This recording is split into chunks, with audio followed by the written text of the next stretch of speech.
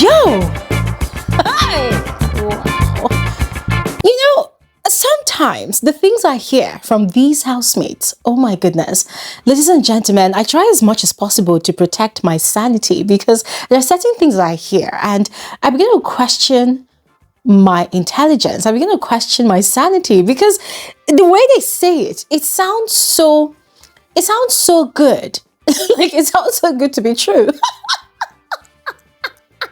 And then, you see, it made me realize that, oh, wow, could this be what their fans see in them that makes their fans, defend them blindly? Because I listened to Jasonjae's diary session today. I mean, several other housemates had their diary session today, which is a continuation of the diary sessions that started yesterday, all right? Yeah. So I listened to Jasonjae's diary session today. And, guys, say God. See, I was laughing, but I was pissed at the same time. Listen, I don't know whatever arrangement or agreements Jasonjae has got with his girlfriend on the outside, and that is if he has a serious girlfriend on the outside. I don't know whatever kind of relationship or whatever kind of agreement he has with this person. It's their business. I don't care. I don't give an actual fuck. Yes. But whatever it is, his girlfriend must be serving him audacity every day as breakfast. Yes, breakfast, audacity, audacity, audacity, delusion, delusion, delusion. Because the things he said during his diary session, especially with regards to his relationship with Sultana. Guys, anyways, you know what? We're going to get into this video, all right? We're going to get into this video. We're going to analyze his interaction with Big Brother. Yes, there was a lot of things that he actually spilled, ranging from his failed relationship with Dede, their reconciliation, and then other things that were actually troubling him as last week. Now, Jasonjae wasn't the only one who had his diary session today. There was also the likes of Menson, who came into the diary room crying and ranting about how Ivata, accused him of so many things, guys. It was quite annoying, but at the same time, quite touching, to see a grown man like that break down and cry. We're going to get into that as well. And so many other diary sessions. Yes, we're going to analyze all of them as briefly as possible. All right. I'm going to try as much as possible to summarize all of these things so that this video is not too lengthy. So please go ahead. Watch this video to the end. Don't skip out on any part, all right, so you do not miss out on anything. And before we get into it, hi. You're all specially welcome to my channel. My name is Glory Elijah. This is Frankly Speaking with Glory Elijah, and I am the girl with the tea. Yeah, all of that said, let's just quickly dive right into the details of this video. Okay, so Jasonjae told Big Brother that he wished they had had his diary session last week because two things troubled him majorly. Yes. So the first was Sultana kissing Koyin. That Sultana should have told him that she had kissed Koyin. The fact that she did not tell him really made him feel betrayed, and he's very big on trust in friendships and relationships. The second one was Ebuka's exposing of Dede's conversation with her friend Mide, where she had referred to the three guys in her life in the house as her fishes. Yes, according to him, that had really broken him. Yes, because he had that conversation with her before, that she should not categorize him with all the other guys because they have a different kind of friendship. As a matter of fact, a deeper relationship. They've shared things with each other in terms of life experiences and secrets like that. So he was really hurt. He felt really betrayed. So he had wished that she had not done what she did. So last week was hell for him. He was on a spiral mode. He was smoking, non-performing in the arena games and tasks. And the only saving grace he had, according to him, was the immunity that being the what's it called now? Being the most influential housemate of the week earned him, yes, last week. And that was the only thing that consoled him. But every other thing, he kind of checked out of the show, yes. So Big Brother had asked him if he felt betrayed. He said, yes, he did feel betrayed. And he had explained that Sultana's one didn't really hurt him as much as Dede's one hurt him. And he said the reason for that is because he and Dede's friendship runs deeper. You see, which I find very weird. And guys, let's just take a moment to talk about this thing, because Dede has asked Jasonjae this particular question sometime this week, I think a few days ago, I think on Monday or Sunday. She had asked him the same question, that how is it that the girl you're currently with, you're sleeping in the same bed with her and you're doing whatever, she kissed someone else, my friend. She did not tell you about it for at least 2 weeks. You found out. You're not so mad at her. You're not so pissed at her. But me, I said something in a conversation with my friend, which was not necessarily derogatory to you, but you took offense. But you kept malice with me for 1 whole week, not talking to me, just literally ignoring me. Like, why? I mean, look at it. Because guys, I am also looking at the two situations. And you see, Jasonjae's excuse is always that, he and Sultana's relationship was not that deep, but he and Dede's relationship is that deep. Hence the reason he was more offended by what Dede said than by Sultana kissing Koyin. Koyin, who was someone that Jasonjae did not really like as at last week, as at 2 weeks ago. So whenever I think of it, guys, I feel like it just does not really add up at all. It just does not really make sense. Yes, there's no clarity in there. The only excuse would be that Jasonjae fell in love with Dede in that house. And so hearing that conversation from Ebuka, it kind of made him feel like, he looked a fool to the whole world watching the show. That the girl is in love with, and maybe they've said things or done things, I don't know. Maybe kind of made him feel really small. His man ego was bruised. But it still doesn't really make sense how he forgave Sultana so easily. They've been kissing, they've been doing things beneath the sheets. He's even calling Sultana his woman. Yup. He's calling Sultana his woman in the house. So it's quite interesting, the dynamics of that whole situation. For me, it just doesn't make sense, and it's never going to make sense, yes, as far as I'm concerned. So Big Brother asked him another question, if he felt like Dede in particular has done enough goodwill to earn his forgiveness.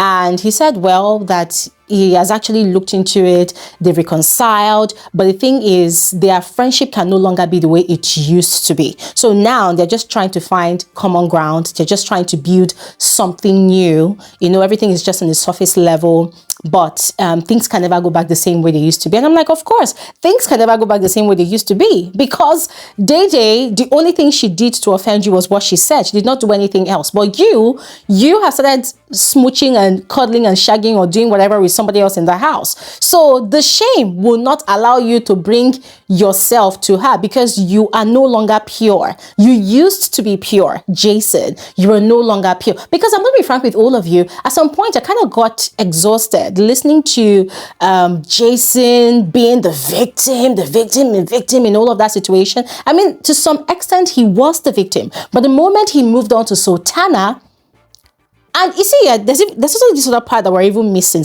Let's even talk about it. The fact that Sultana peed in Dede's box, and Jason did not act as a good friend to Dede. He did not investigate. He did not probe. He did not question Sultana. He did not take Dede's side in that situation. Instead, he made excuses for Sultana, was treating Sultana like the victim in that situation, and was consoling Sultana. And was making excuses for Sultana, making it look like Dede was delusional. At every given point in time, because of his anger towards Dede, he would quickly move ahead to pacify Sultana and allow Dede suffer, because it was more like a thing of vengeance. Okay, you said XYZ about me, I'm going to watch you suffer. So listening to him in his diary session, the way he kept on playing the victim all through, I got really exhausted. I'm like, nah, Jason, I really like you. I like your competitive spirit, but right now, nah, you are pissing me off. You're really pissing me off. Now, aside that part that really pissed me off, this was the part where Jason now started talking about how he's trying to cope in the house. He had mentioned that because he was keeping malice with Dede, it had pushed him to get closer to Sultana. And Sultana is more like the biggest temptation he has to deal with in the house. How so? Well, he's very, very sexually attracted to her. They are both sexually attracted to each other. So they've been doing things. According to eyewitness accounts from housemates, and also according to what the cameras have been showing us, they've been kind of doing things, right? Beneath the sheets, on top of the sheets. I'm not saying that they've actually had sex. I don't know. I'm not really sure. Yes, but at least to some extent, what we have seen, they've been kind of intimate, very physical with each other. Yeah? Now, Jason tells Big Brother that she is his biggest temptation. And he had told Sultana about his relationship on the outside, that he has a serious girlfriend on the outside, that he would love to go back home to a happy relationship. That he told Sultana that information because he was hoping that it was going to help her help them. In other words, she was going to hold on to that information so that she was going to, in quotes, stop trying to be his temptation. But instead, it has sort of fueled the whole thing because it now seems like Sultana is trying really hard to lead him more, like lead him deeper into whatever intimacy they are currently doing in the house. So when he said that, guys, oh God, I looked at this guy. I'm thinking, wait, hold on a second. Because he told Big Brother that he was really trying, like he was trying really hard to avoid Sultana and that temptation. And I'm looking at Jason like this. I said, oh my goodness, this guy sounds like a typical spouse, a husband or a boyfriend or a partner in a marriage or a dating relationship that is a chronic cheat.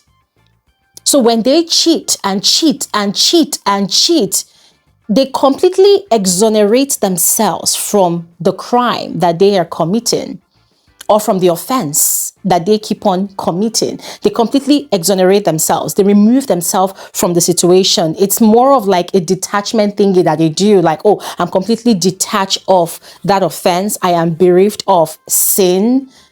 I am the victim in this situation. I'm just a man. I'm just a man with a dick between my legs. I'm just a man, that is just there to receive love, to receive. But then they put the blame on the woman that they are cheating with or on their girlfriend. They make everybody else inadequate. Everybody else in that situation, they make them feel inadequate. They blame everybody else but themselves because that was exactly what Jason was doing. And I love the fact that Big Brother had asked him, oh, are you sure you're trying really hard? Because, ladies and gentlemen, come to think of it, you say you're trying really hard to avoid the biggest temptation for you in the house, but you still sleep in Sultana's bed.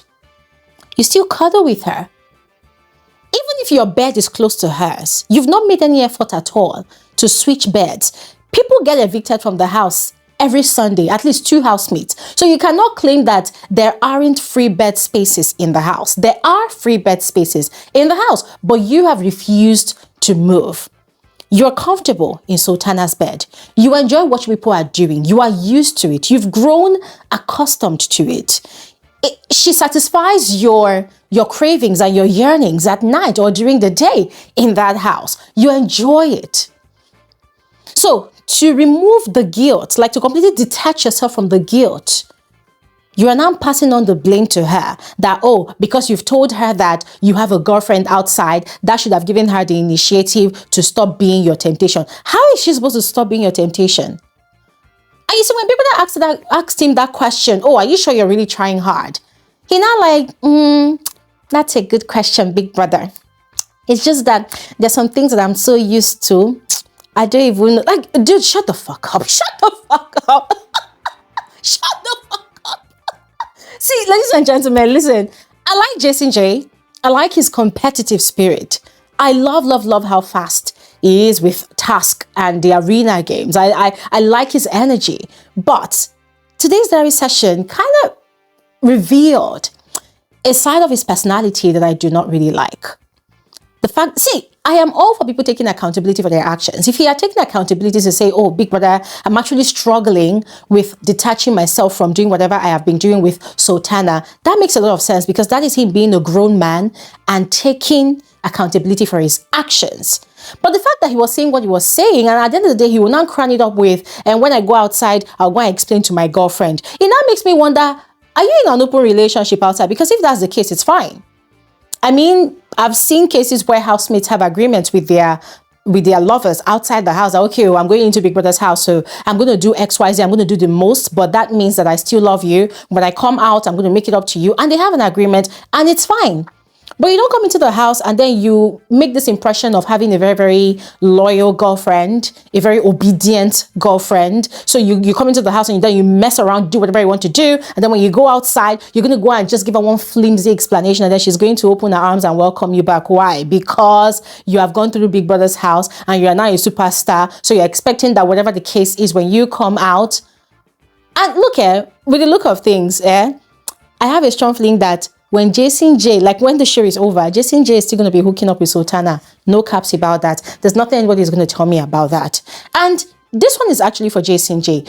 I put out a tweet about it because I was really livid watching his diary session. And then I was quite shocked that some of his fans were actually defending him. There was one tweet in particular that was so disgusting to read. I looked at this person and I was laughing, but I was kind of disgusted. And the person was like, oh, this is so, what was that English person used? Like, the person was kind of saying that, oh, I shouldn't put it this way, that we should be blaming Sultana because Sultana knows that Jason has a girlfriend. Why is she still allowing herself to be his temptation? I said, all of you are crazy. Now, you all are crazy because make it make sense. No matter how hard you try to make it make sense, it still will not make sense. It will never make sense. Anyways, moving on. Now, the next diary session was... Now, Thelma had a diary session, but I'm going to be frank with all of you. Thelma nags a lot. Yes, I'm just going to be honest with all of you. She had an issue with Ruboy. I think it was yesterday. And she spent a lot of time complaining and complaining and complaining. And you see, everything she was saying about that situation, it did not entirely mirror how it had played out with Ruboy. And listening to Thelma, see, it just, oh God, it just went to show that Thelma loves control. I think it comes from the fact that she's a fresh mom, like a new mom, and the fact that she has a business outside. She has people who answer to her as madam, you know, she's madam. She has staff that answer to her. So I feel like her coming onto the show, she has this thing of wanting to, by all means, sustain or maintain that impression to the people that know her from outside, that are watching her. She's trying to maintain that impression that she's still the boss lady in the house, right? And I think it all combines with her fierce personality. She's got a very, very fierce personality. She's very, very vocal. You know, she's very beautiful. She's gorgeous, actually. You know, for someone who has a baby that is almost 2 years old, or probably 2 years old by now, you know, she's very gorgeous, stunning, you know, beautiful body. However, she's got a quick temper. You know, a quick temper that even the littlest thing that is a joke, it gets to her. And this week, and even I think even last week and this week, she's been on a short fuse. You just say something, it's a trigger. You say something, it's a trigger. Even the ones that does not concern her, it's a trigger. To the point that even Ruboy, that's a friend to her, she just got triggered by just a simple question. Oh, where is the bread? How many bread did you? Oh, am I your assistant? Am I your assistant? She just started going off on the guy, you know. So listening to her tell her own side of the story to Big Brother, see, I was just shaking my head like this in exhaustion because it did not entirely mirror how the whole thing played out inside the house. But yeah, that is Thelma for you. Thelma is always spoiling for a fight. I don't know if she feels like that is going to make her win the money at the end of the day. Yeah, I mean, she knows, of course, that people who tend to be very loud, very vocal, fighting, most of the time, viewers like keeping them longer in the house just so that, you know, they keep the house active, you know. But then why does she feel like it's just the best thing to do all the damn time? Because it's too much at some point. But anyways, that's on the side. Next housemate to have a diary session, Dinari. Dinari's diary session was quite lengthy. He talked about a lot of things, and sometimes I feel like he says so many things just to fill up the space that he doesn't really have anything in particular or anything juicy to share with Big Brother. So he goes around and around and around in circles, and sometimes I fear for him because I feel like, dude, you're losing touch in this game. The way you introduce yourself on the stage on the day of the launch show is completely different from the personality that we're actually experiencing in the house. Dude, you are too chilled. You're too laid back. You're not really giving much. You are sort of dry most of the time. And good thing that you're now in a ship with Doris.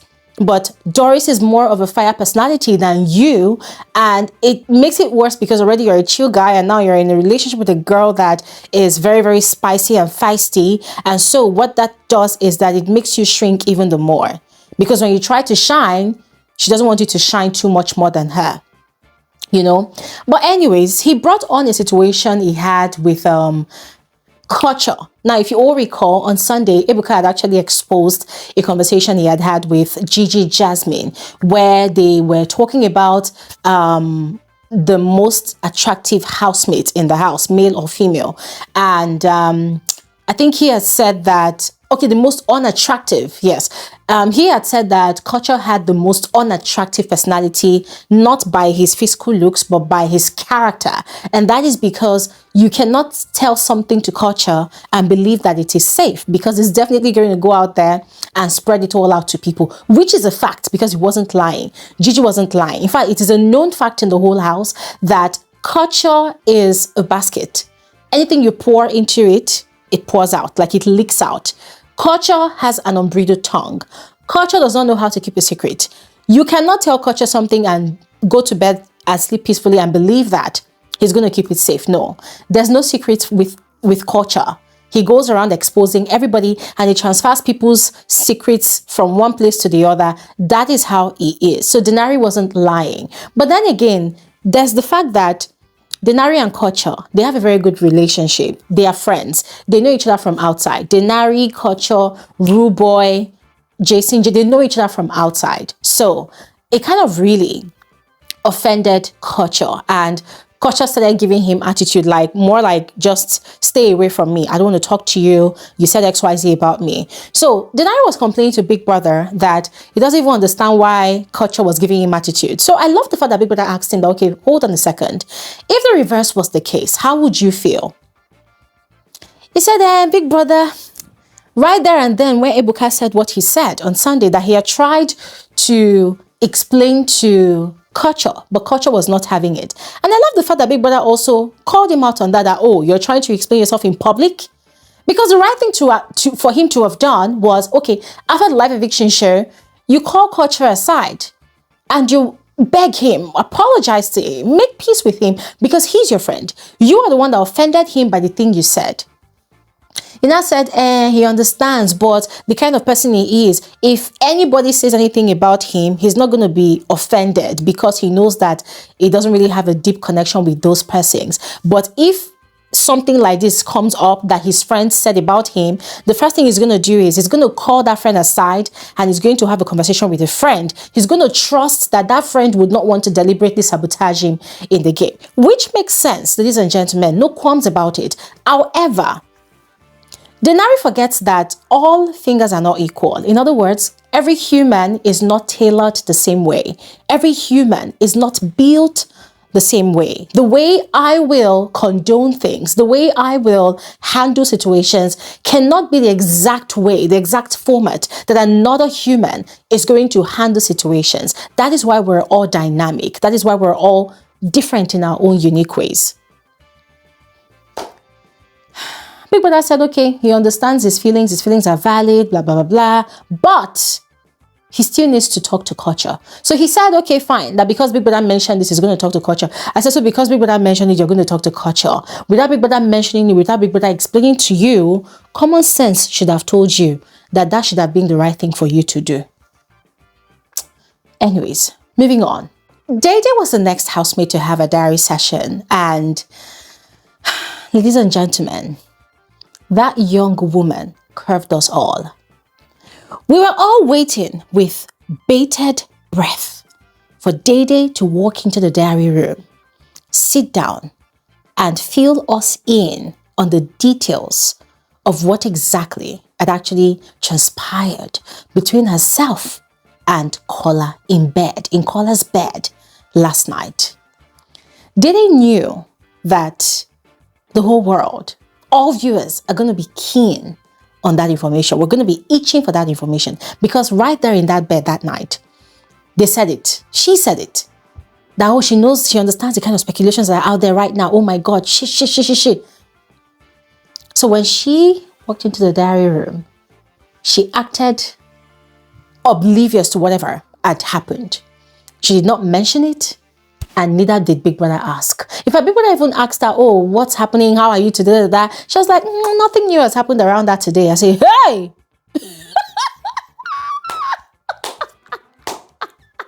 Ladies and gentlemen, I sat down looking at this girl like this. I said, chai! Dede! Oh! Now, as much as I was kind of disappointed because I myself, I was really itching to hear the details. In a way, I kind of wished that it was Kola that had his own diary session today. But unfortunately, Kola's diary session already happened yesterday, yeah. But I was really disappointed, yeah. But as much as I was disappointed, I kind of admired her resolve not to spill to us, the viewers, like to just keep us in the dark, because that is what the content is about. Keep us asking for more or even begging for more. So I found it quite interesting. But at the same time, Dede still formed my hand. I'm not going to stop saying it. She formed my hand because I really want to see what plans she has. You know, her fans have been shouting, oh, she flipped the script. Me, I'm waiting to see the script that she flipped. I'm waiting to see the genius plan that she's got all cooked up about this whole situation, because as far as I'm concerned, Kola has won. Bright Morgan has won as well. So I'm waiting to see what flipped the script Dede is doing here, because at the moment, it doesn't really look like she's doing anything spectacular anymore. But anyways, we move on to the next diary session. This one is with Menson.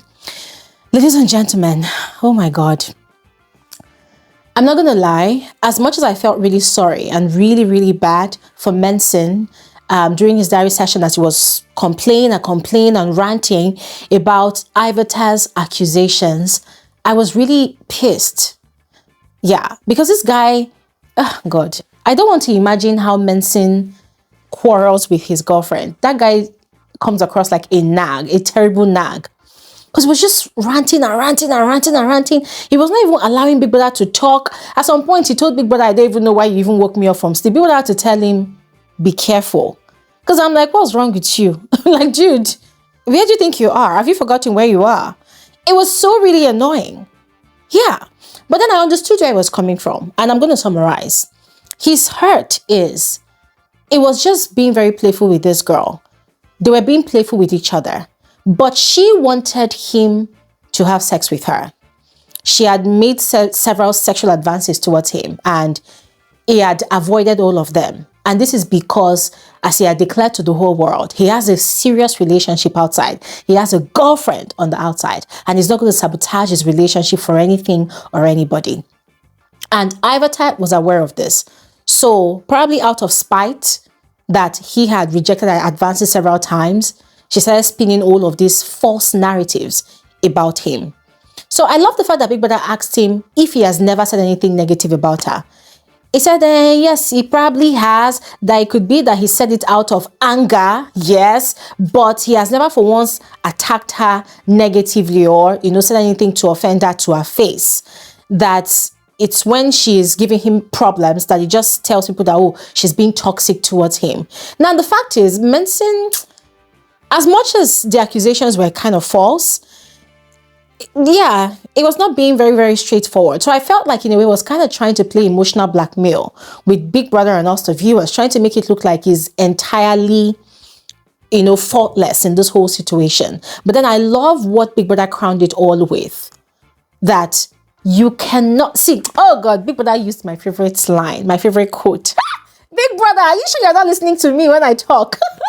Because Big Brother had to remind him, because the guy was crying heavily. So Big Brother had to remind him that, listen, as much as Ivata could have exaggerated a lot of things that she said, as much as Ivata could have exaggerated the whole situation and all the accusations and everything, or maybe some of the accusations, that you cannot entirely dictate how people should respond to your actions, which is nothing but the fact, baby. It's nothing but the fact. And that is exactly what I tell you all in this community all the time.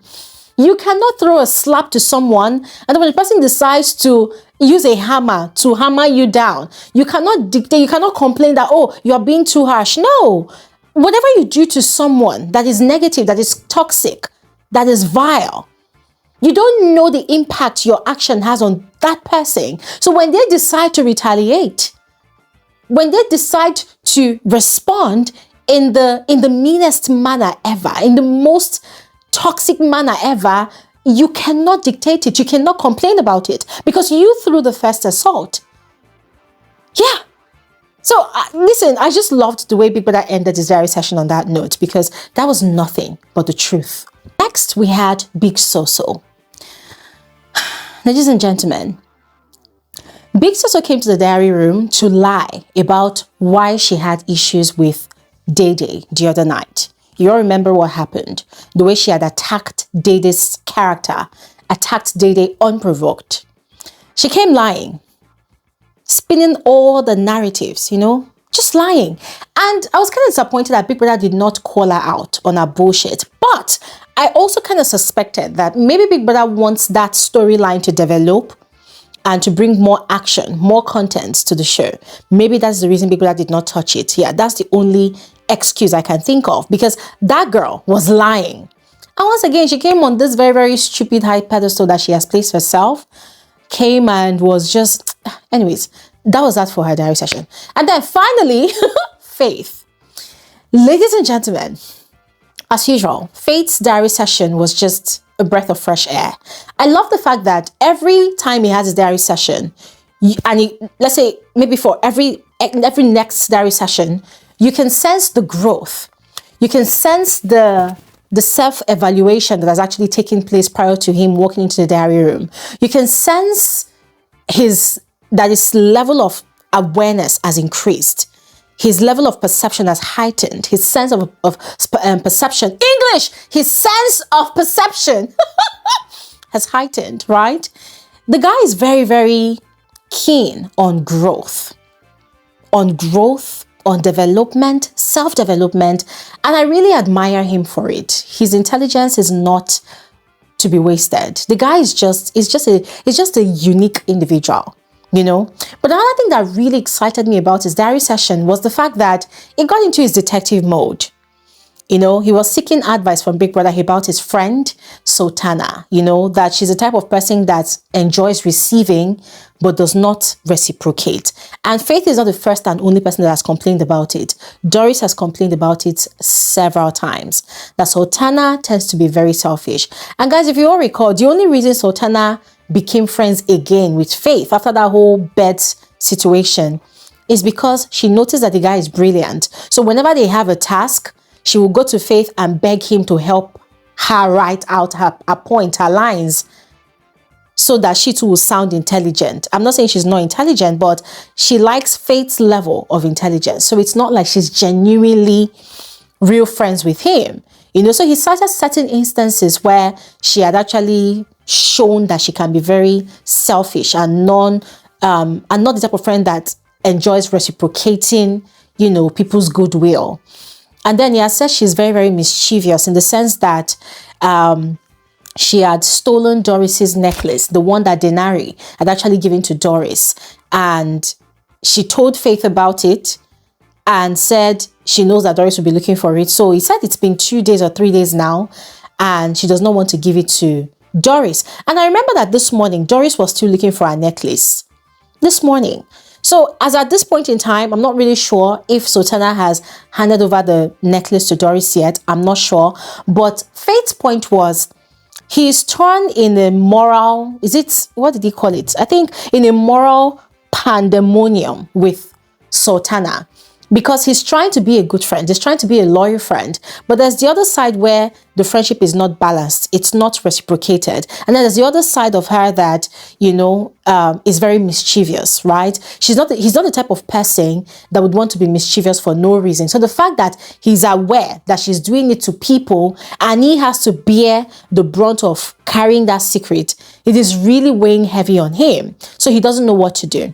And Big Brother had advised him that, you know, sometimes just allow young people to have fun. You know, a bit of mischief here and there does not hurt anybody. So just let it go. But in terms of the friendship not being balanced, not being reciprocated, that he can choose to have a conversation with her or choose to handle it however way he wants if he feels the friendship is no longer serving him. Because for Faith, if it was outside, he would have just given her space, but they're inside the same house. He doesn't know how to just completely cut off from her. So I love Big Brother's advice to him, and I cannot wait to see what he does with that advice. Yes. And that is that, ladies and gentlemen. That is that for the Housemates Diary session today. It was a lot, but I'm glad I've been able to summarize. I would love to hear from all of you. So just go ahead, share your thoughts in the comment section below. I'll see you guys on another episode of Frankly Speaking with Gloria Elijah. Thanks for watching. Have an amazing evening. Bye.